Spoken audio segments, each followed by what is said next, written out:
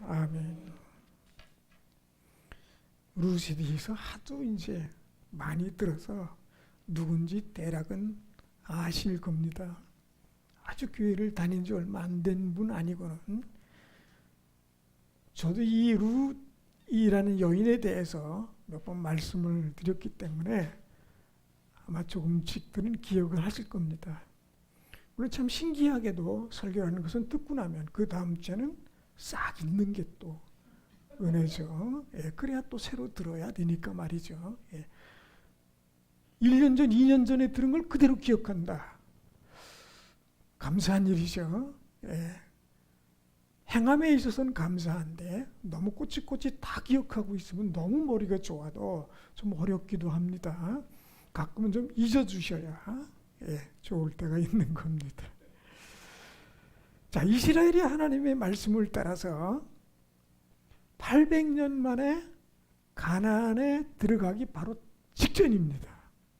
요단강도 건넜어요. 하나님께서 물을 말리셔서 그야말로 마른 바닥을 딛고 요단강을 건넜습니다. 여리고성의 코앞이에요. 자, 이제 곧 조금 있으면 여리고성을 정복할 겁니다. 자, 그런데 이때 두 명의 정탐꾼을 여호수아가 여리고성으로 보냅니다. 대개 정탐을 하는 이유는 뭡니까? 정보입니다. 정보가 있어야 되잖아요. 뭘 할 때도 여러분 요즘은 인터넷이 있어가지고요. 이야, 그거 뭐 너무 자세하게 나오니까 뭘 못해요. 여러분 이름 한번 쳐보세요. 나오는지 안 나오는지. 안 나오신 분도 있을 거예요. 근데 웬만하면 한두 개는 나올 수 있습니다. 제 이름으로 쳐도 몇 개 나옵니다. 여러분 쳐보지는 마세요. 네, 좋은 것도 있고 나쁜 것도 있는데 어쨌든 요즘은 정보라는 게요 너무 일반화가 돼가지고 비밀이랄 것도 없을 정도입니다. 이때 당시에는 가서 보지 않으면 정보 자체가 없을 수 있으니까요. 그래서 두 명을 정탐을 보냈습니다. 근데요, 성경을 아무리 봐도 정탐꾼들을 왜 보냈을까? 왜냐하면 여호수아에게는 정탐꾼에 대한 트라우마가 있거든요. 상처가 있습니다. 40년 전에 12명의 정탐꾼이 가나안 땅을 쫙 정탐하고 갔는데 이 여호수아하고 갈렙을 제외한 10명이 다 하나님께 반대되는 증언을 했어요. 좋기는 좋은데 우리는 가면 다 죽어 라는 증언을 한 겁니다. 근데 두 명은 아니다. 하나님이 우리와 함께 하시면 우리가 정복할 수 있다. 근데 그 중에 여호수아인데 가장 앞에 나서서 하나님을 변호하고 모세를 변호했던 사람이 이 여호수아란 말이에요. 그래서 이 정탐에 대한 트라우마가 굉장히 강해요. 그런데도 두 명의 정탐꾼을 보냈어요. 정탐꾼이 갔다가 와서 전한 정보가 없어요. 그리고 그것을 활용해서 전쟁에 이긴 좋은 정보가 하나도 없어요. 왜 갔을까요? 아니요. 다른 각도로 질문을 해보면 왜 하나님께서 거기로 두 명의 정탐꾼을 보내게 하셨을까요? 가끔 우리는 우리가 이해할 수 없는 행동에 대해서 답을 얻기를 원하는데 그것을 조금 더 영적인 차원으로 이해하려고 애를 써봐야 합니다. 왜냐하면 영적인 차원으로 내가 이해할 수 없는 나에게 벌어지는 일에 대해서 해석하려고 하면 영 안 되는 때가 너무 많거든요. 이 장면도 마찬가지예요. 두 명의 정탐꾼이 갔다 왔어요. 전한 정보라고는 눈꼽만큼도 없을 거예요. 아니 있다고 해도 다 소용없어요. 왜냐하면 하나님께서 전쟁하신 방법은 조금 독특하거든요. 여리고성을 함락할 때 그냥 너희들은 새벽에 일찍 일어나서 아니 첫날부터 한 바퀴씩 돌아라. 그리고 쉬어. 이겨요. 그런데 맨 마지막 때는 아침부터 해서 하루 종일 도는 거예요. 그 성을 뺑뺑뺑뺑 돌기만 하는 거예요. 대신에 아무 말 하지 말고 내가 신호를 울리면 그때 소리를 질러라. 그게 다거든요. 무슨 정보가 필요합니까 여기에? 여리고성에 뭐 기초가 어떻고 뭐 거기 사는 사람이 몇 명이고 뭐 어떤 무기를 가지고 있고 어떻게 준비를 하고 있고 이게 사실은 정보가 필요한데 다 소용없었어요. 그냥 돌기만 하다가 일제히 소리 한번 지른 거. 그랬더니 성이 와르르 무너져서 들어가서 정복한 거. 그게 다거든요. 그럼 우리는 의아합니다. 왜 갔지? 쓸데없이? 우리는 가끔 우리가 이해하지 못한 어떤 행동을 했을 때 쓸데없다는 말이 의아하게 들려야 합니다. 왜냐하면 하나님께 나를 통해서 무엇인가 어떤 뜻이 있어서 하신 경우가 왕왕 있기 때문에 그렇습니다. 주의해서 봐야 돼요. 나의 의미 없는 행동, 의미 없는 발언 또는 내 주변에서 일어났던 어떤 일들에 잘 새겨들어야 합니다. 왜 내게는 이런 일들이 일어나는지, 왜 내게만 이런 일이 늘 발생하는 것인지에 대해서 좀 영적으로 잘 살펴봐야 합니다. 재수가 없다든지 어쩌다 이렇게 걸렸다든지 그렇게 생각하지 마시고요. 왜 그러셨을까요? 거기는 한 여인이 있기 때문입니다. 여자, 여인. 자, 그런데 이 여자가 어떤 여인이었냐 하는 것이 중요합니다. 기생이라고 그랬어요. 흔히 얘기는 창녀입니다. 성경에서 기생과 창녀에 대해서 아주 엄히 경고하고 있습니다. 가까이 하지 마라. 그들이 드린 헌금은 더러우니 받지도 마라. 자, 그런데 기생이에요. 얼마나 얼마나 많은 사람 앞에서 웃음을 팔고 몸을 팔았는지 알 수가 없어요. 뭐 종교적 기생이라고 하지만 어쨌든 기생 아닙니까? 그렇다면 얼마나 많은 사람과 같이 희덕거리고 놀며 자기의 마음과는 다르게 웃음을 파는 여인으로서 산다는 것이 얼마나 비참하겠습니까? 성경에는 뭐라고 말씀하셨냐면 그런 여인과는요 가까이 하는 것 자체가 더러운 일이라고 말씀하고 계세요. 때문에 아주 경계하고 만나지 말아야 할 그런 군에 속하는 여인이었단 말이에요. 그런데 하나님께서 특별히 그 여인 때문에 2명의 정탐꾼을 보내신 거예요. 도대체 이 여인이 가지고 있는 그 여인이 왜 그랬을까요? 여인을 위해서 하나님께서 왜 2명의 정탐꾼을 특별히 파견해서 그 여인과 더불어 그 여인의 가족들을 몽땅 다 구원해내야만 했을까요? 하는 겁니다. 이 여인이 가지고 있는 그 죄는 아주 겹겹이 한 겹이 아니라 여러 겹이에요. 첫째는 원죄성을 가지고 있어요. 사람은 다 원죄성이 있습니다. 여러분 그렇게 생각할지 몰라요. 내가 그래도 괜찮은 사람인데 괜찮은 분이에요. 그러나 원죄는 다 가지고 있습니다. 그 원죄 때문에도 그냥은 천국에 못 갑니다. 해결해야 돼요. 2번째는 가나안 족속이에요. 왜 가나안이라는 것이요. 하나님께서 가나안을 정복할 때 거기 서는 사람들을 어떻게 처리할 것이냐에 대해서 말씀하시는데 그들과는 사귀지도 말고 만나지도 말고 결혼도 하지 말고 같이 밥도 먹지 말고 거기 들어가서 만약에 사람들을 만나면 전쟁을 일으키면 남녀노소 어린아이 뭐 임신부 뭐 동물 가릴 것 없이 싹 생명 가지고 있는 것 자체는 다 싹 멸절하라는 거예요. 뭐냐면 하나님은 정결을 원하세요. 사실은 사람이 더러워서 사람으로부터 더러운 것이 묻는다는 게 보다는 그 사람이 가지고 있는 사상이 묻는 겁니다. 그게 무서운 거예요. 믿지 않는 사람을 데리고 와서 삽니다. 근데 믿지 않는 사람이 더럽다기보다는 그가 가지고 있는 생각이 서서히 나에게 전염되는 거예요. 나도 모르는 사이에. 그래서 솔로몬이 망한 거예요. 아무것도 아니라고 생각할 수 있어요. 그러나 굉장히 중요한 일입니다. 그래서 이 가나안에 있는, 특별히 여리고 있는 사람들은 만약에 전쟁이 일어나게 되면 한 명의 생명은 물론이거니와 모든 동물까지 다 싹 멸절시키는 거예요. 그 대상에 있는 여인이에요. 사실 이 라합의 입장에서 보면 좀 억울할 수도 있어요. 기생 뭐 하고 싶어서 하나요?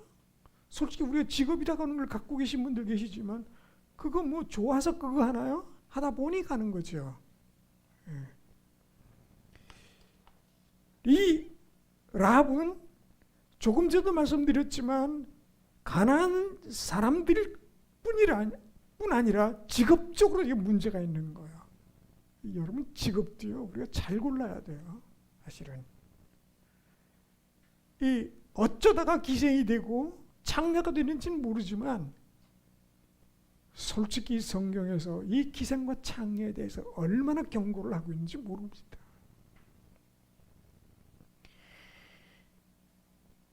그런데 이 라합이 말이죠. 뭐 내 직업이 어떤데 아마도 이 역사상으로 가장 긴 직업이 아닐까? 뭐 이렇게 변명할 수도 있겠어요. 장녀라는 직업이 그렇거든요. 정말 역사에서 뭐 가장 긴 직업군인지도 몰라요. 해요? 얼마나 됐을까요? 처음부터 있었을까요?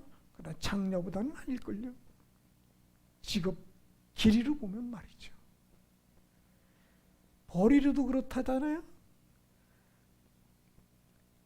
그런데 좀 죄송합니다. 제가 직업적으로 표현하는 건 아닙니다. 성경적으로 말하는 것입니다.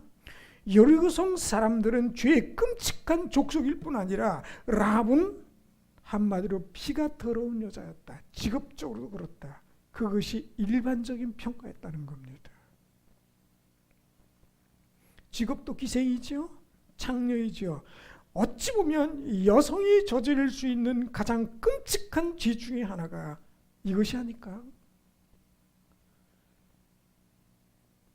사회를 좀먹고 인격을 좀먹는 행위.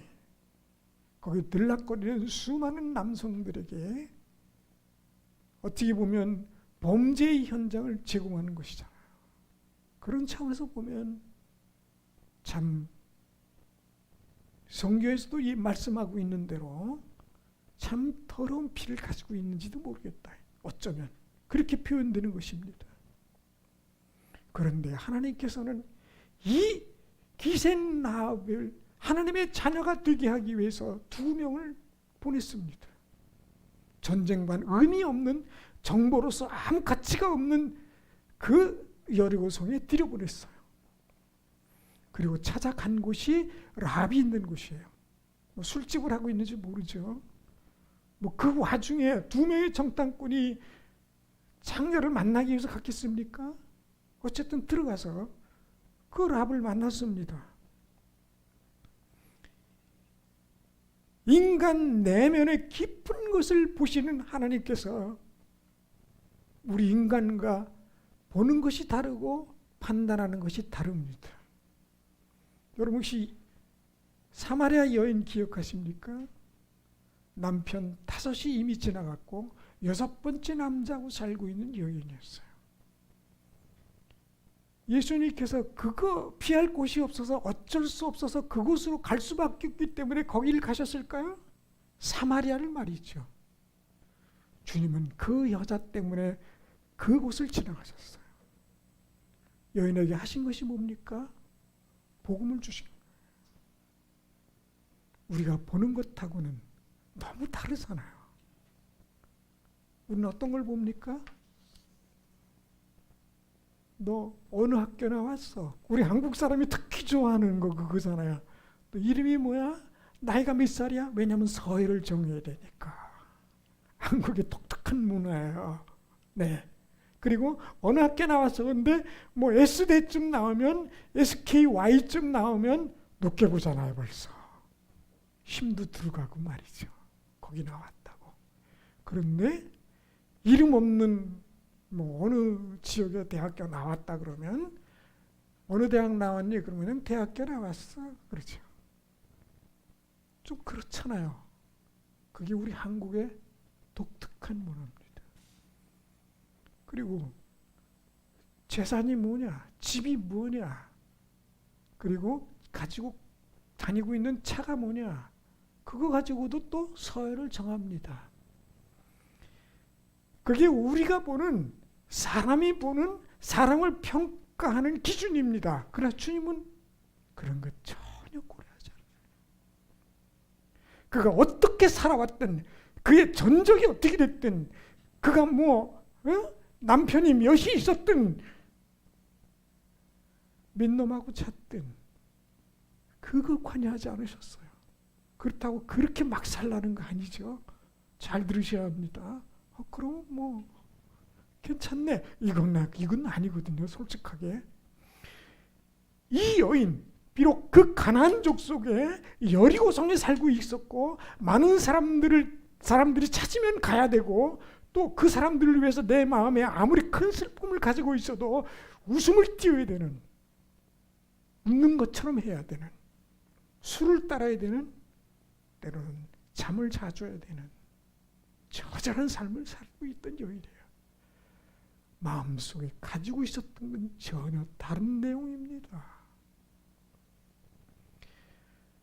정탐꾼을 만나자마자 어떤 느낌이 팍 옵니다. 이게 정탐꾼들이 어설픈 정탐꾼인가 봐요. 이렇게 정탐하면 다 걸리죠, 세상에. 아니 갔는데 말이죠, 성이 완전히 뒤집혀졌어요. 여기 정탐꾼 둘이 왔는데 찾으러 다니고 있어요, 사람들이. 이 라비야 워낙 사람 관계가 많으니까 눈치가 빠삭하잖아요. 어떤 사람 척 보면 안 되네요. 내가 사람을 하도 많이 대해봐서 내가 사람을 웬만하면 알거든. 그런 사람들 가끔 만납니다. 예. 근데 이 라합이 얼마나 잘 알겠어요. 특별히 남자에 대해서. 라합은 그렇다고 쳐요. 그런데 온 성이 다 알 만큼 어설픈 스파이들. 참 이걸 스파이라고 해야 되나? 이걸 정탐꾼이라고 해야 되나? 어쨌든 다 걸렸어요. 잡으러 난리가 납니다. 2명을 잡으려고요.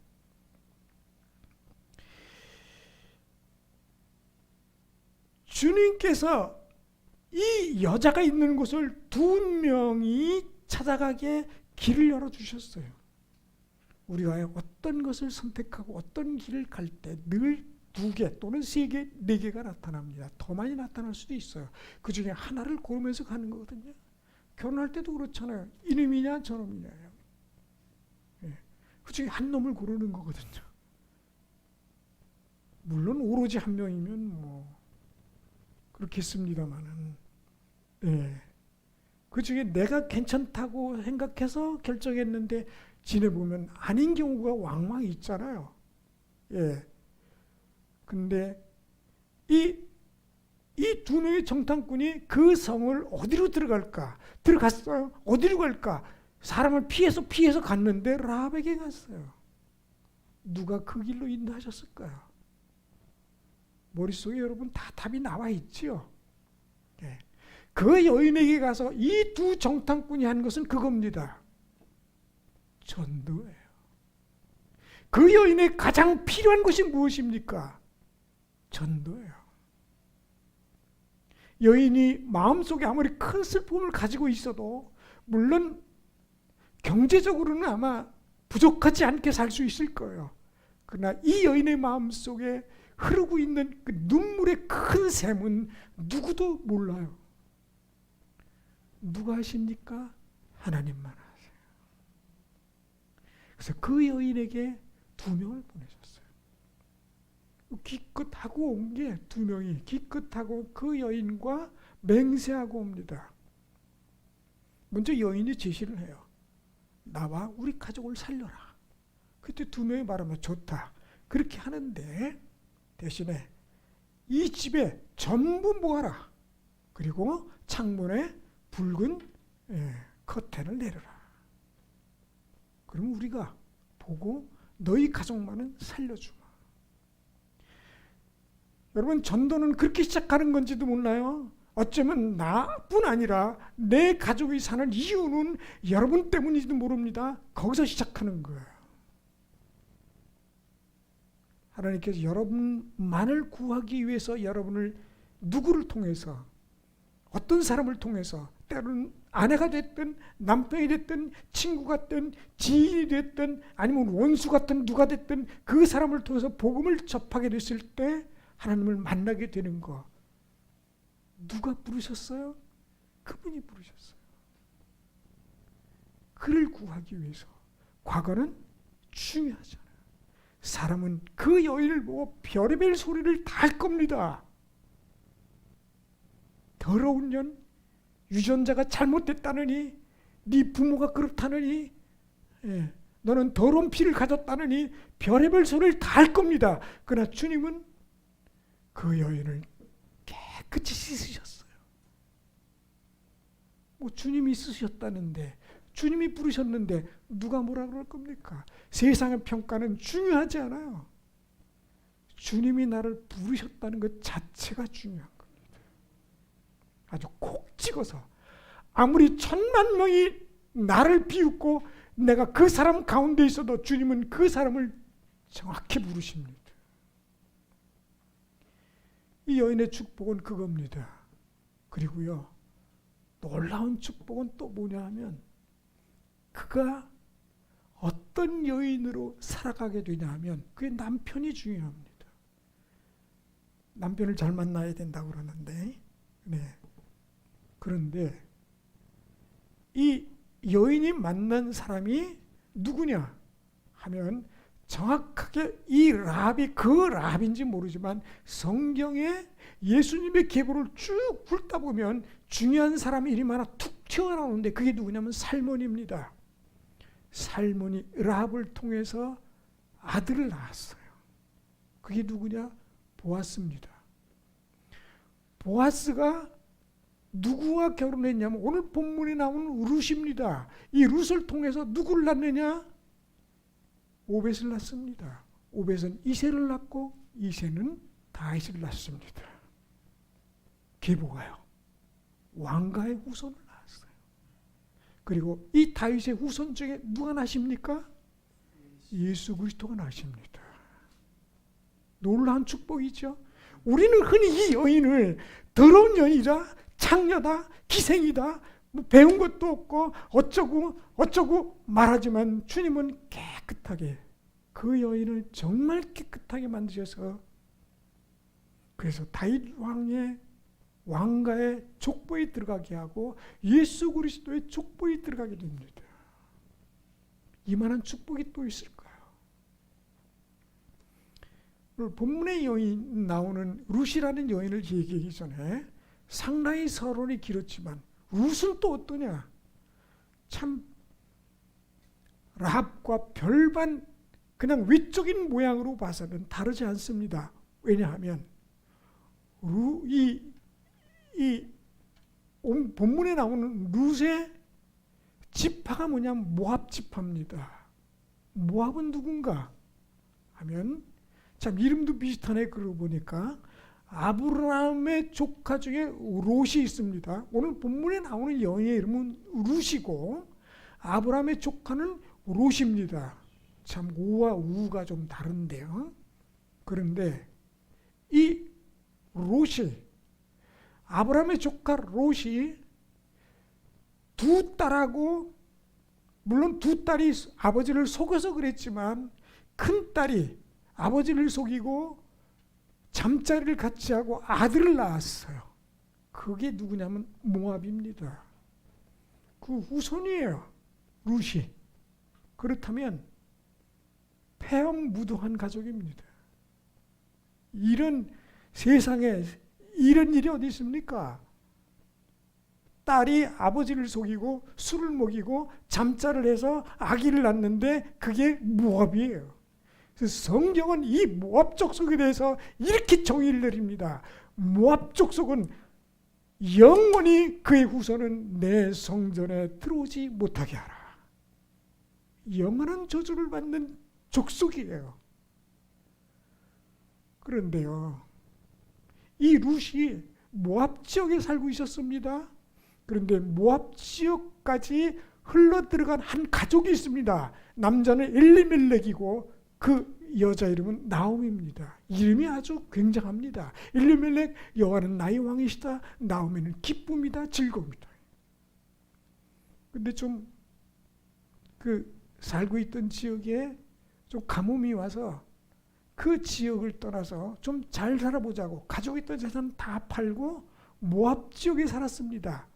그리고 만난 여인이 이 룻입니다. 그의 며느리가 된 거예요. 그런데 모압에 들어가서 이 엘리멜렉과 나오미가 두 명의 아들이 있었는데 남자가 싹 다 죽고 세 명의 과부가 남습니다. 저주받은 집안이죠. 그렇게 치면 아주 끔찍한 집안이 됐습니다.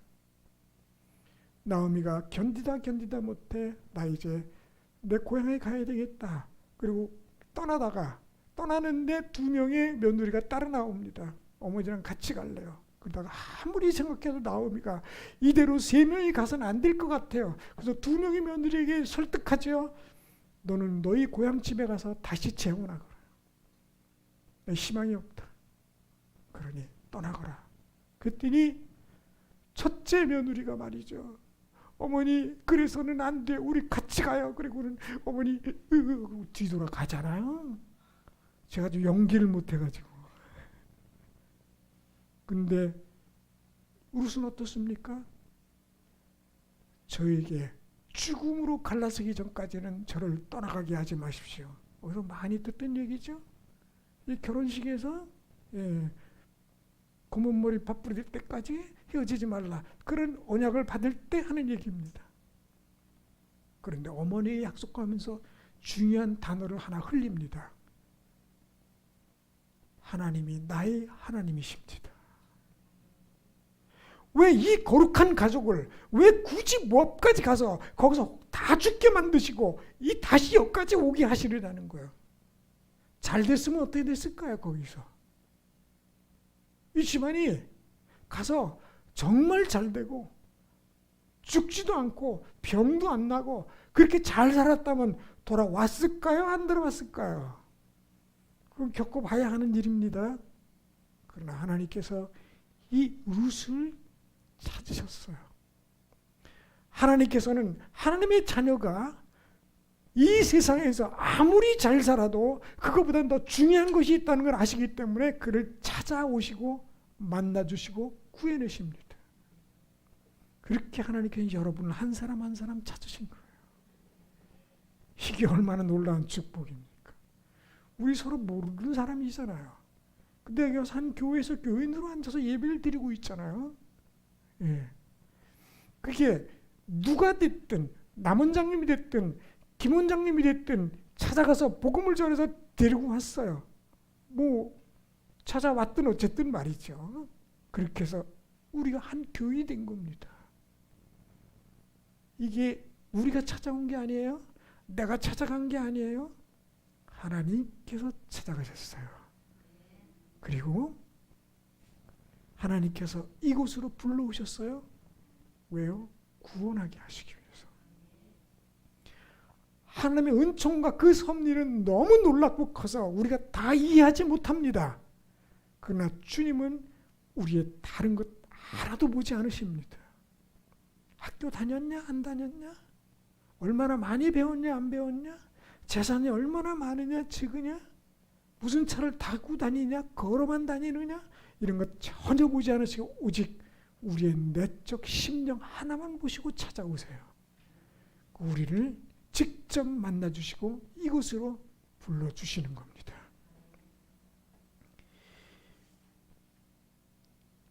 불행, 우리가 보면 이 룻의 가족은 불행한 가정 중에 가장 불행한 가족이에요.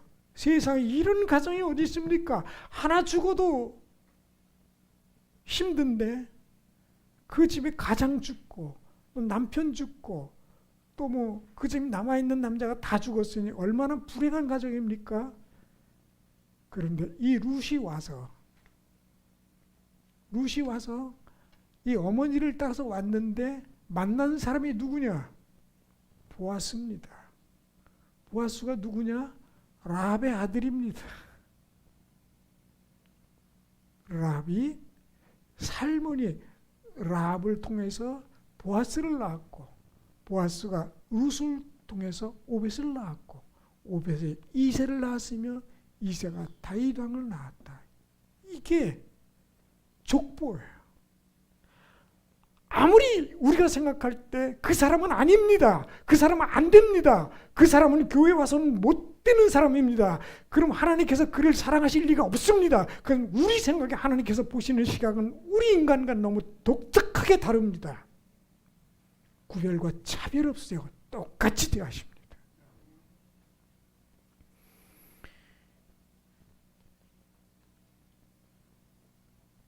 이 선택이라는 것이 얼마나 중요한가 하는 거예요. 선택이. 예. 라합도 수많은 선택 여지가 있었을 거예요. 룻도 많은 선택 방법이 있을 거예요. 이유가 있을 것이고, 그러나 끝까지 붙잡았습니다.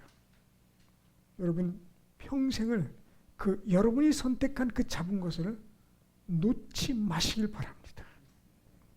주님은 이렇게 말씀하십니다. 나는 양을 위하여 목숨을 버리러 왔노라. 여러분과 저를 위해서. 그래서 주님은 목숨을 버리러 오셨습니다. 그리고 우리로 하여금 고백하게 하십니다. 내가 하나님을 사랑하노라고. 여러분 이것이 확신이 있을 때 만약 라합처럼 룻처럼 그렇게 선택받았다면 어땠을까요? 그 모든 하는 일이 감사요 은혜입니다. 우리는 은혜 받을 만한 자격이 안 된 사람을, 우리 자격이 안 되는 사람을 우리가 골랐을 때 그것을 우리는 은혜라고 말합니다. 모든 것이 은혜입니다. 우리가 주님으로부터 부름을 받은 것이 은혜고 이 자리에 예배를 드리게 된 것도 은혜고요. 그러다 보면은 모든 하는 일이 감사합니다. 솔직히 우리가 신앙생활 하면서도요 불평도 있거든요. 여러분들은 믿음이 좋아서 그런지 몰라도 제가 어제 그 집사람한테 들은 얘기가 있어요. 어떤 목사님이 시골에 작은 교회에 있었어요. 거기 힘드니까 좀 더 큰 교회로 누가 소개해줘서 큰 교회로 갔어요. 그랬더니 하는 얘기가 그랬대요. 아이고 그래도 그 시골 교회에 있었을 때가 좋았어. 제가 그래서 정신없는 소리 하고 있네. 감사가 사라지는 거예요. 위험합니다. 그럼 목회자도 똑같아요. 우리 다 그렇습니다. 안 그러더니 점점 시간이 가면서 일만 보여요. 다른 사람이 나에서 말하는 그것만 보여요. 그러니 우울한 겁니다. 힘든 거예요. 내려놓고 싶어요. 그만두고 싶어요. 포기하고 싶어요. 하나님이 그 뭐고 그만두고 싶어요. 은혜를 잊어버려서 그래요.